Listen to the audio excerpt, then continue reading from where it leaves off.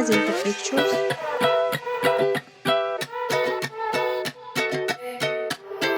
Golden Hands Production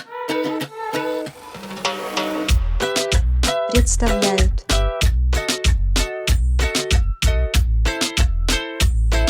макарон, макарошечки. Для рецепта макарон нам, конечно же, понадобится миндальная мука. Одно из важнейших условий, чтобы у вас получились макарон, это качественная миндальная мука. Она должна быть сухая, свежая, без посторонних примесей и запахов. И лучше, если мука будет мелкого помола, тогда крышечки макарон получатся красивыми и гладкими, и вы сэкономите время на дополнительное измельчение и просеивание. Как видите, отсев здесь просто мизерный. А это значит, что нет необходимости по 3 раза просеивать муку перед приготовлением. Я просто смешиваю с сахарной пудрой и просеиваю, никаких дополнительных манипуляций. В этом рецепте я часть муки заменила на фисташковую, чтобы придать крышечкам фисташковый вкус. Смешиваю оба вида муки с сахарной пудрой и просеиваю. В этом рецепте я использую сухой краситель и добавляю его сразу в белок. Сюда же всыплю немного сахара и хорошенько все размешаю.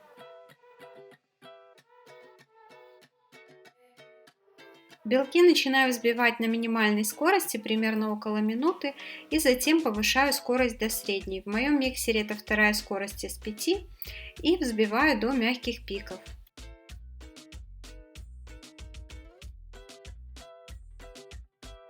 Затем начинаю постепенно добавлять сахар в 3-4 приема. После добавления каждой порции сахара взбиваю примерно 30-40 секунд.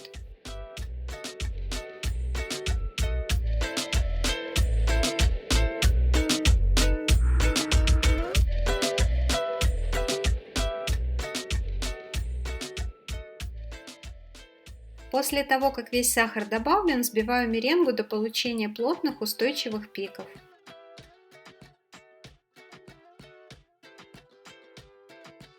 К меренге добавьте примерно треть смеси муки и сахарной пудры и аккуратно круговыми движениями перемешайте. Затем добавьте оставшуюся муку и точно так же продолжайте вымешивать до состояния медленно стекающей ленты.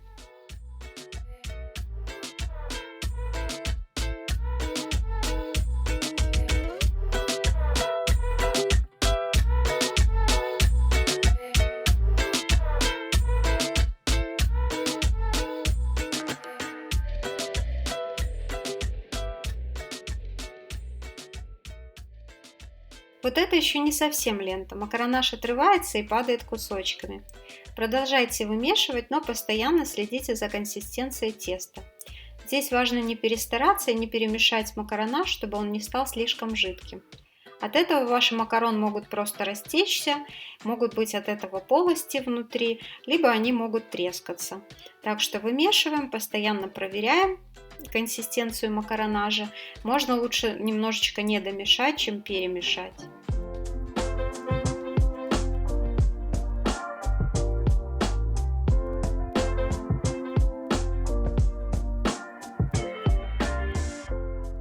А вот это уже она, макароновая лента. Перекладываю тесто в мешок с круглой насадкой 8-10 мм. Убираю крупные пузыри воздуха, нежно разглаживаю и можно отсаживать макарон.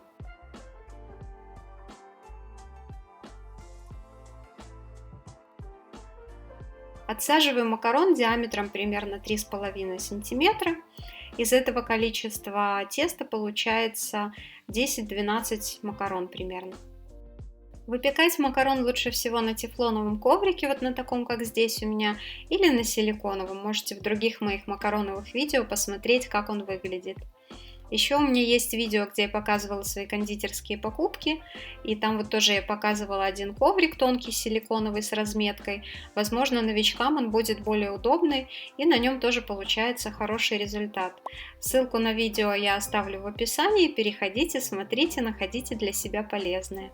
Если на поверхности ваших макарон остались небольшие хвостики, слегка постучите снизу по противню, чтобы они разгладились. Большие пузыри на макарон аккуратненько уберите зубочисткой. Макарон перед выпечкой нужно немножко подсушить. Если вы потрогаете свежеотсаженный макарон, то будет вот так. А после 15 минут вот так. Выпекайте при 150 градусах примерно 13-17 минут до тех пор, пока макароны не будут легко отходить от коврика. Приготовим самый простейший рецепт начинки для макарон, но с секретным ингредиентом.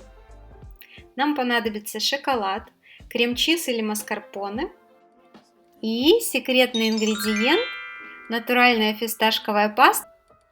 Шоколад растопите на водяной бане или в микроволновке короткими импульсами. К растопленному шоколаду по частям добавляйте крем-чиз или маскарпоне. Я готовлю с крем-чизом, тогда чуть более солененький получается такой вкус. Можно взять и приготовить эту же начинку с маскарпоне. Это базовая начинка, а маскарпоне и белый шоколад самое простое, что можно приготовить для макарон. Добавляю примерно треть крем-чиза к шоколаду, хорошенько перемешиваю, затем еще часть перемешиваю и оставшийся крем-чиз, и все нужно хорошо смешать до однородности.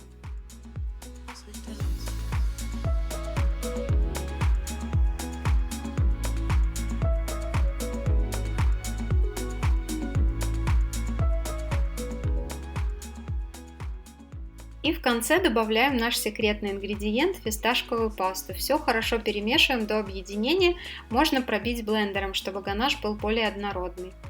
Я переложила ганаш в мешок с насадкой, разгладила все, распределила тонким слоем и в таком виде положила в холодильник примерно минут на 15-20. Этот ганаш очень быстро стабилизируется и его можно отсаживать на макарон. Отсадите ганаш на половинки макарон. Здесь я использую насадку «Открытая звезда», но можно любой круглой насадкой отсаживать тоже.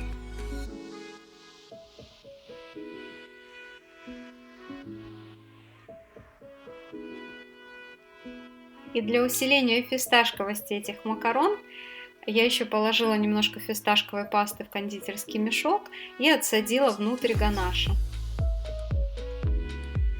Поверьте моему опыту, фисташковый макарон покорят любое сердце.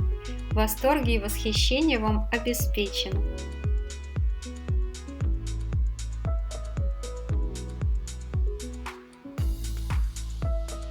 Да чего же они милые, правда? Обожаю!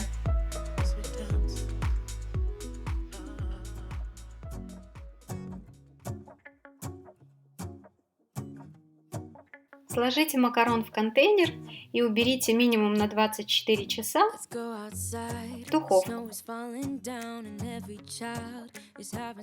Нет, конечно же, в холодильник. Это просто я снимала рецепт ночью, и под утро мой блондинистый мозг уже не соображал, что делаю.